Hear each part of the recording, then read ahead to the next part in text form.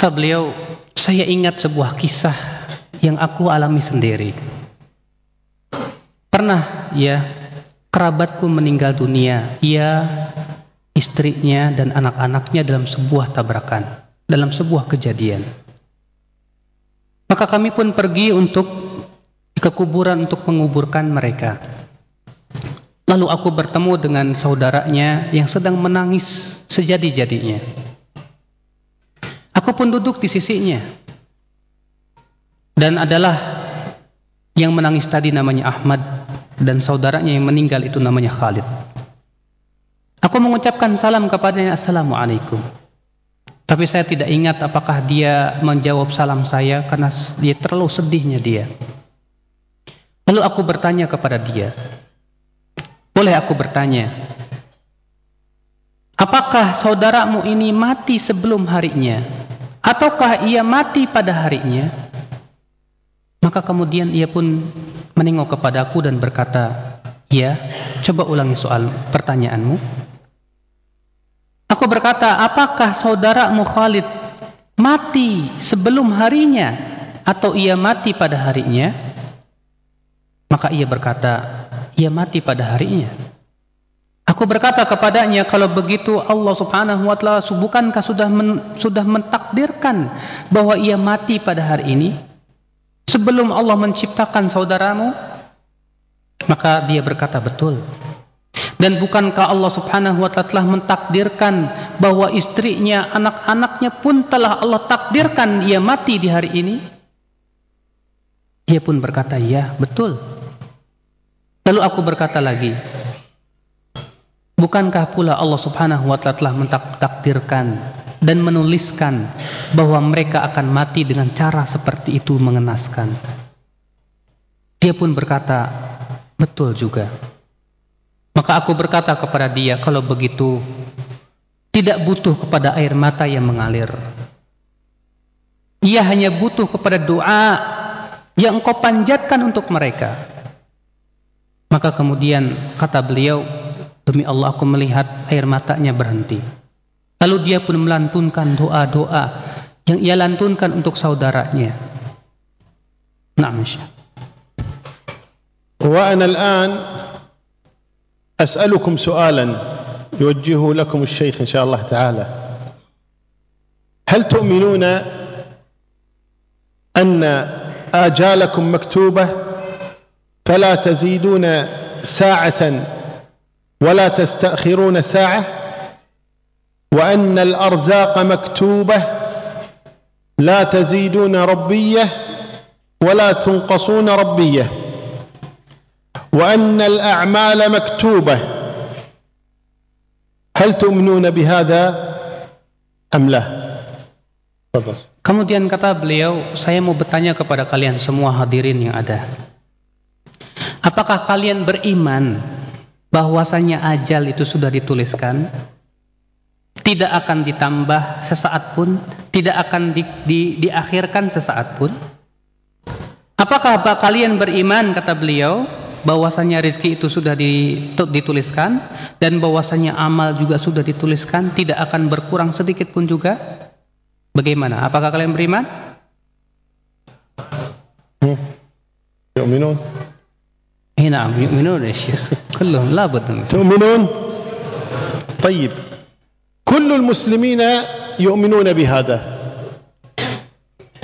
كلهم يؤمنون بهذا، ومن لم يؤمن بهذا فهو كافر. ولكن تعالوا لننظر في حال المسلمين اليوم. أليس يقع من المسلمين اليوم غش وكذب ورشوة وخداع وتضليل وغير ذلك من الأمور التي يندى لها الجبين؟ لماذا يفعلون ذلك؟ يريدون رزقا أكثر، يخافون أن يموتوا، يخافون أن يؤذوا. فلو كان الإنسان المسلم يؤمن بهذا إيمانا صحيحا والله الذي لا إله إلا هو لا يجرؤ على كذب ولا على غش ولا على خداع ولا على خوف ولا على رشوة ولا على غيرها من الأمور. لماذا؟ لأنه يغش ويرتشي ويرشي ويكذب لينال مالا. طيب ألا تؤمن أن رزقك مكتوب؟ لن يزيد ربي ولن ينقص ربي. يكذب حتى لا يصيبه أذى. ألا تعلم أن الأعمال مكتوبة ولن يصيبك إلا ما كتب الله لك؟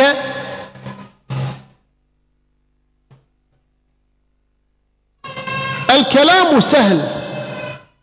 كل المسلمين يقولون نؤمن، لكن واقع الأمر، أنا أسألكم الآن، هل تعرفون مسلمين يغشون؟ هل تعرفون مسلمين يكذبون؟ هل تعلمون مسلمين يرشون ويرتشون؟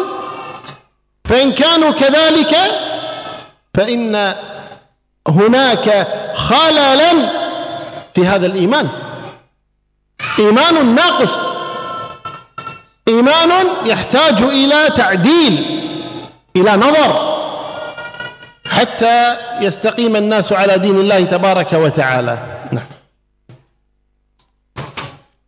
Kata beliau, setiap muslim pasti akan beriman kepada ini, kata beliau. Bahkan siapa yang tidak beriman, maka dia kafir. Akan tetapi coba kita lihat, kata beliau, keadaan kaum muslimin di zaman ini. Coba kita lihat berapa banyak orang melakukan suap menyuap, berapa banyak orang berdusta, berapa banyak orang menipu, berapa banyak orang melakukan tipuan-tipuan. Untuk apa? Semua itu, kata beliau, karena mereka ingin mencari rezeki.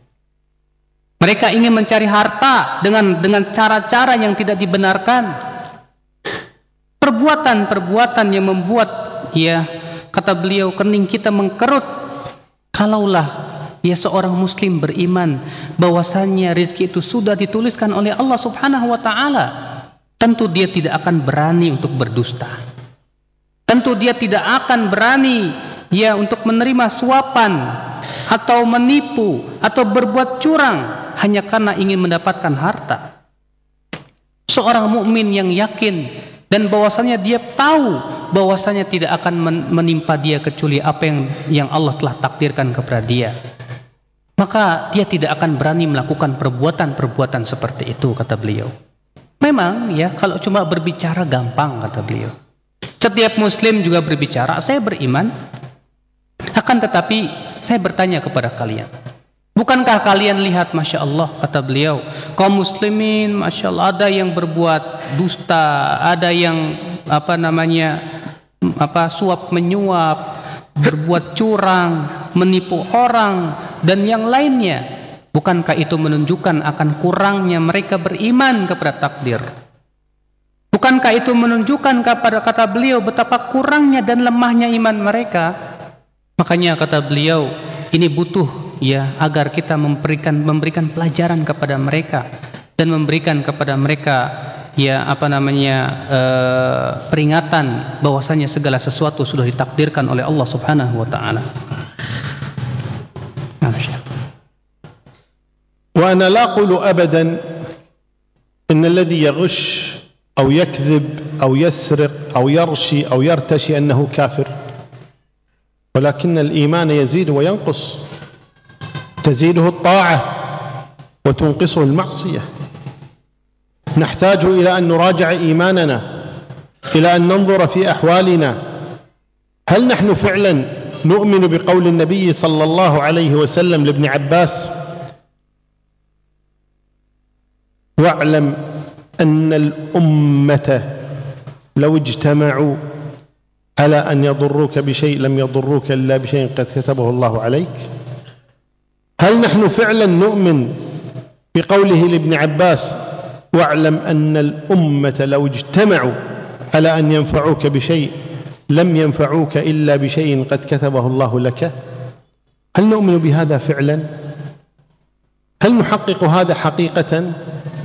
انظروا إلى نوح عليه السلام وهود عليه السلام. يقول بعض أهل العلم إن الله لم يذكر في كتابه العزيز معجزة لنوح ولا ذكر معجزة لهود. قالوا وإن معجزة هذين النبيين هي التحدي. فكيدوني جميعا ثم لا تنظرون. تحدي، يقولون لأقوامهم اجتمعوا كلكم على إيذائي على ضري لن تستطيعوا. هكذا يتحدى قومه. فأجمعوا أمركم وشركاءكم ثم لا يكن أمركم عليكم غمة ثم اقضوا إلي ولا تنظرون. قوة، يقين، ثقة بالله تبارك وتعالى، ولا يهتم لجمعهم أبدا. وهكذا هود، وهكذا نوح، وهكذا محمد صلى الله عليه وسلم. في حنين الناس تفر والنبي يقبل وجهه على المشركين: أنا النبي لا كذب، أنا ابن عبد المطلب صلى الله عليه وسلم. ما الذي أعطاه هذه الثقة؟ يعلم علم اليقين أنه لن يصيبه إلا ما كتب الله له. شجاعة، يقين. كل هذا إذا آمن الإنسان بالقضاء والقدر، وأنه ما كتب الله يكون وما لم يكتب لا يكون أبدا. والله لو اجتمع من في أقطارها لا يكون إلا بأمره سبحانه وتعالى. نعم. Kata beliau, saya tidak berkata bahwa orang yang berdusta, berbuat curang, demikian pula orang yang menipu, mereka itu kafir, tidak. Akan tetapi iman itu bertambah dan berkurang. Bertambah dengan mentaati Allah, berkurang dengan memaksiati Allah subhanahu wa ta'ala. Akan tetapi kata beliau, kita butuh untuk melihat kepada keadaan-keadaan kita. Kita butuh untuk memperhatikan sabda Nabi SAW kepada Ibnu Abbas, ketahuilah hai anak, bahwasanya umat ini kalau berkumpul, bersatu padu untuk memberikan manfaat kepadamu, tidak akan memberikan manfaat kecuali dengan izin Allah. Kita butuh untuk beriman dengan sabda Nabi SAW kepada Ibnu Abbas, ketahuilah hai anak, bahwasannya manusia ini apabila mereka bersatu padu untuk memberikan kemudaratan kepadamu, mereka tidak akan mampu melakukannya kecuali dengan izinnya. Apakah kita beriman dengan ini? Lihat kepada Nabi Nuh, kepada Nabi Hud. Sebagian ulama berkata, Allah tidak menyebutkan mukjizat untuk Nabi Nuh dan Nabi Hud. Akan tetapi mukjizat dua nabi ini adalah dengan tantangan. Dengan tantangan kepada kaumnya, fakiduni jami'an thumma la tunzirun. Silahkan kalian bermakar kepada saya dan jangan ditunggu-tunggu lagi. Ini adalah mukjizat yang Allah berikan kepada Nabi Nuh, kepada Nabi Hud. Ayo kumpulkan semua kekuatan kalian, semua bala tentara kalian. Jangan tunggu-tunggu lagi kalau memang kalian orang-orang yang benar. Demikian Nabi Hud, demikian Nabi Nuh, bahkan Nabi Muhammad SAW di perang Hunain. Tatkala manusia semua berlari tunggang langgang ke belakang, Nabi SAW tegar di hadapan kaum musyrikin, menghadapi mereka. Lalu Nabi berkata, aku adalah Nabi, aku bukan orang yang pendusta. Lihat kata beliau, keimanan kepada takdir memberikan keberanian yang luar biasa. Keimanan kepada takdir memberikan keyakinan yang luar biasa. Semua ini akibat daripada ia yakin bahwa tidak akan menimpa ia kecuali apa yang Allah tuliskan kepadanya. Nah, Syekh.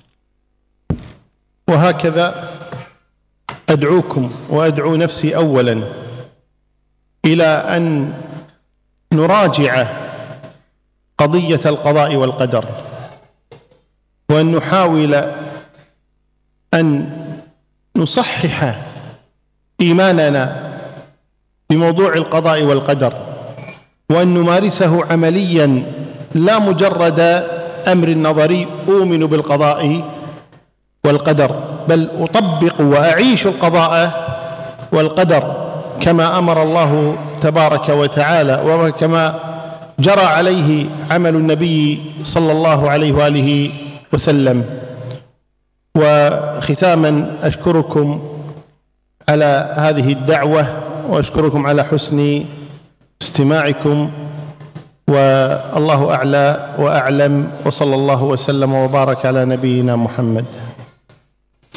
Demikian kata beliau, aku seru kalian dan aku seru diriku sendiri untuk senantiasa memikirkan dan mempelajari tentang masalah qada dan qadar. Untuk senantiasa berusaha untuk mengamalkannya dan mengaplikasikannya dalam kehidupan sehari-hari. Bukan hanya sebatas berbicara tanpa ada praktek, kata beliau. Jangan hanya sebatas berbicara tanpa ada pengamalan. Lihat bagaimana pengamalan Nabi SAW, bagaimana pengamalan Nabi dan para sahabatnya dalam beriman kepada qada dan qadar. Sungguh luar biasa keadaan mereka, kata beliau, karena keimanan mereka kepada qada dan qadar. Akhirnya kata beliau, aku berterima kasih atas sikap kalian yang begitu bagus dalam mendengarkan muhadharah ini, dan saya juga berterima kasih yang telah mengundang saya kepada majelis ini, dan wallahu taala alam, dan Allah yang lebih mengetahui tentang tentu segala sesuatunya. Baik. Naftah majal lil as'ilah ya Syekh. Baik, kita akan buka insyaallah pertanyaan-pertanyaan barangkali. Silakan di antara antum yang ingin bertanya.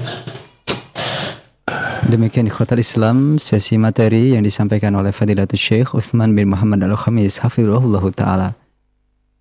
Dan berikutnya kami akan siarkan juga sesi tanya jawab untuk Anda semua.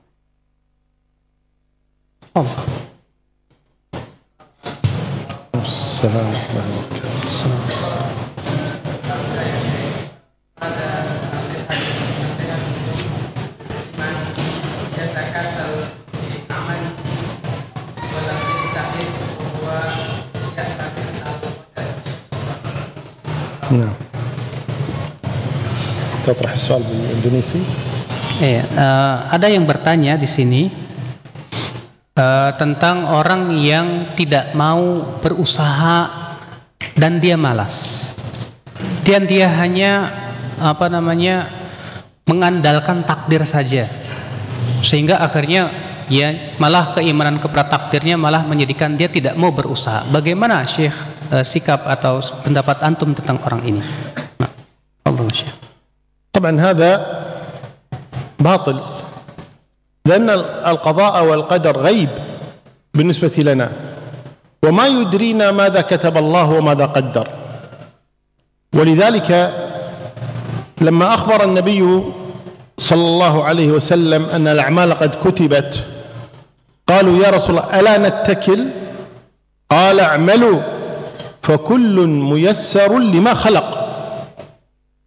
ولما جاء أهل اليمن إلى مكة حجاجا ولم يتزودوا وقالوا نحن المتوكلون، ثم لما وصلوا إلى مكة احتاجوا فصاروا يسألون الناس، فأنزل الله تبارك وتعالى وتزودوا فإن خير الزاد التقوى. فلا يجوز للإنسان أبدا أن يترك العمل بدعوى القضاء والقدر، هذا لا يجوز، بل يجب عليه أن يعمل وأن يتوكل على الله تبارك وتعالى ويؤمن أيضا بالقضاء والقدر. وهكذا كان هدي نبينا محمد صلى الله عليه وسلم. Nah. Kata beliau, jelas ini perkara yang batil. Karena kata beliau, masalah takdir itu sesuatu yang gaib. Dari mana kita tahu bahwa Allah akan mentakdirkan begini? Dari mana kita tahu bahwasanya Allah akan memberikan keputusan kepada kita seperti ini?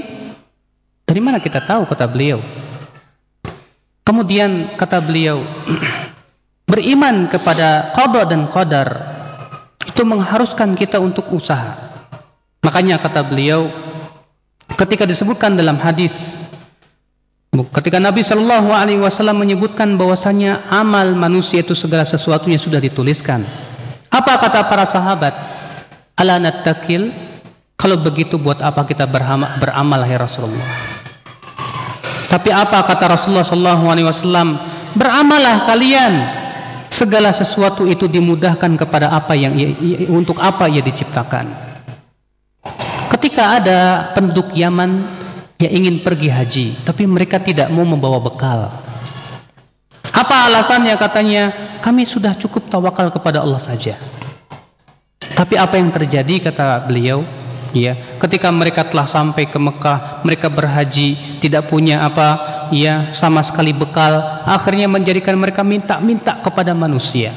Maka Allah turunkan firman-Nya, watazawwadu fa inna khairaz zadi taqwa, dan berbekalah kalian karena sesungguhnya kata Allah, sebaik-baik perbekalan adalah takwa. Maka tidak boleh ya seorang hamba meninggalkan usaha, tidak boleh. Seorang hamba, kata beliau, hendaklah ia berusaha dan sambil ia bertawakal kepada Allah Subhanahu wa taala dan beriman bahwa segala sesuatu itu sudah ditakdirkan oleh Allah. Demikian petunjuk Rasulullah sallallahu alaihi wasallam.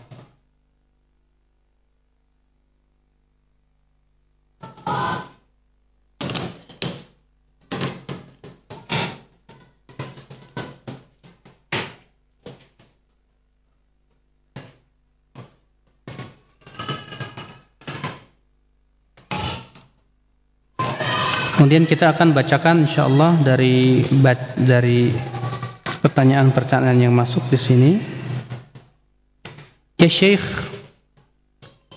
di sini ada pertanyaan, Syekh, apa benar umur dan rezeki bisa dipanjangkan dan dilapangkan dengan silaturahim? Ya Syekh, hal sahih anna silaturahim tazidu fil umr wa tuwasi' fil rizq wa ma 'alaqatuhu bi anna al-amr qad qudir? يا شيخ هل صحيح أن صلة الرحم تزيد في العمر؟ ثبت في الصحيحين من حديث النبي صلى الله عليه وسلم أنه قال: من أحب أن يبسط له في رزقه وينسأ له في أثره فليصل رحمه. هذا ثابت عن النبي صلى الله عليه وآله وسلم. ولأهل العلم قولان في هذه المسألة. القول الأول أنه لا يزيد الرزق ولا يطول الأجل، وإنما يجعل الله في الرزق بركة ويجعل في العمر بركة فيؤدي ما لا يستطيع أن يؤديه غيره.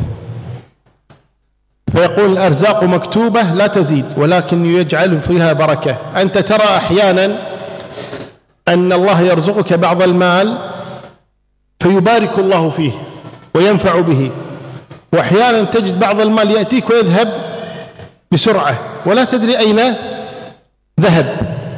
وكذلك بعض الناس تجد أن عمره فيه بركة منذ أن يصبح إلى أن ينام وهو في خير، يشغله في خير ويعود إليه بنفع عظيم، بركة يبارك الله له في هذا العمر. وبعضهم لا يجعل الله في عمره بركة. فهذا القول الأول لأهل العلم أنه لا يزيد زيادة حقيقية لا الرزق ولا العمر، وإنما زيادة معنوية، أي يجعل الله بركة في الرزق ويجعل بركة في العمر.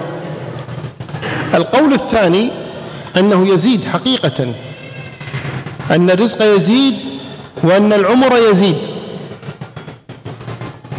وقالوا إن الكتابة كتابتان: كتابة تكتب عليك وأنت في بطن أمك، وكتابة تكون في اللوح المحفوظ.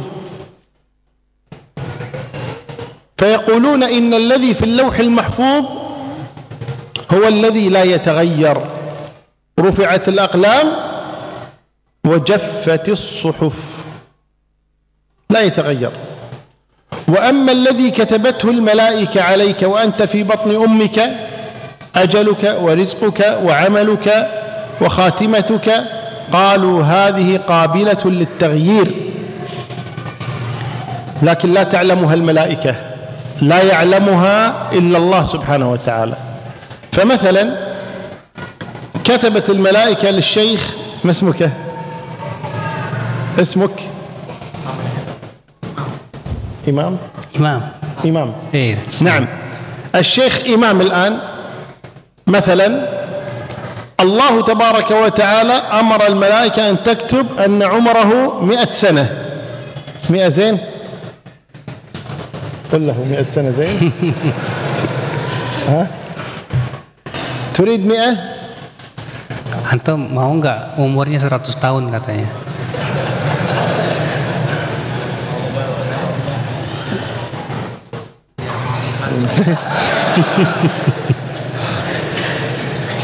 طيب، فتكون كتبت له 100 سنة، والله تبارك وتعالى أمر نبيه أن يقول من أحب أن ينسأ له في أثره أن يمد له في عمره فليصل رحمه. الشيخ إمام يصل رحمه دائما، يصلهم بالزيارة، يصلهم بالعطاء، يصلهم بالدعاء، يصل لرحمه، لم يقصر معهم.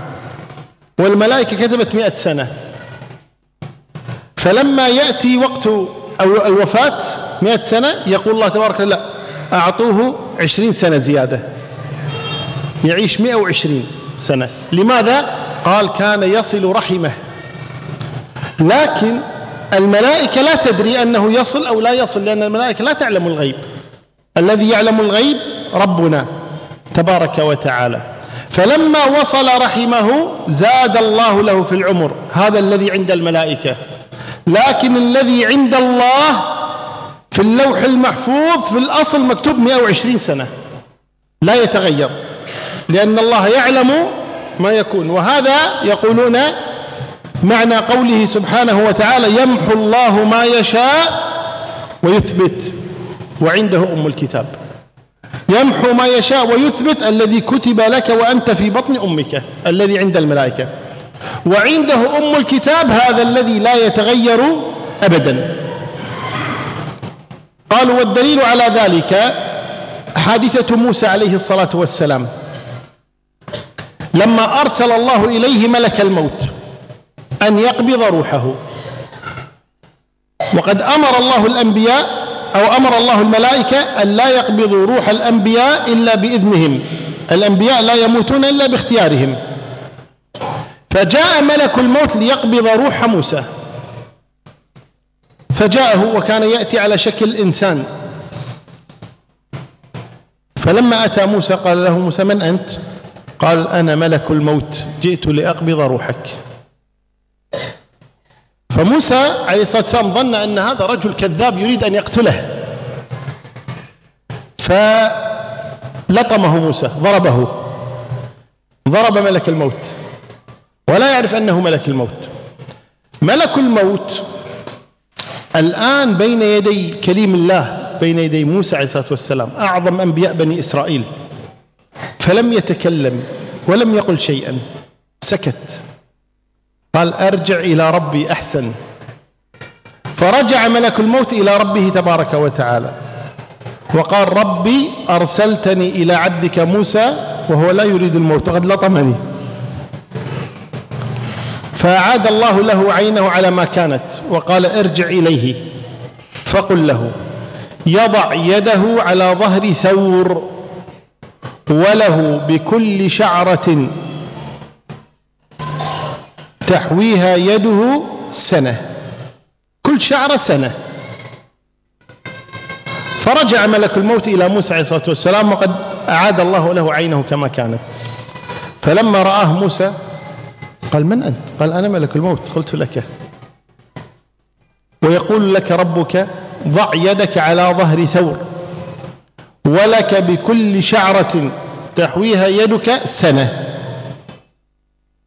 قال موسى وبعد ذلك بعد هذه السنوات ماذا؟ قال الموت. قال موسى عليه الصلاة والسلام فالآن إذن. وهنا ملك الموت لا يدري هل موسى سيقبل العرض أو سيرفض العرض، لا يدري هل موسى سيضع يده كم ستصيب يده من الشعرات، هذا لا يعلمه إلا الله سبحانه وتعالى. ولذلك قالوا إن الذي كتبه الملائكة قابل للتغيير، والذي كتبه الله في اللوح المحفوظ غير قابل للتغيير. والقولان لأهل العلم وكلاهما له وجه، والله أعلم.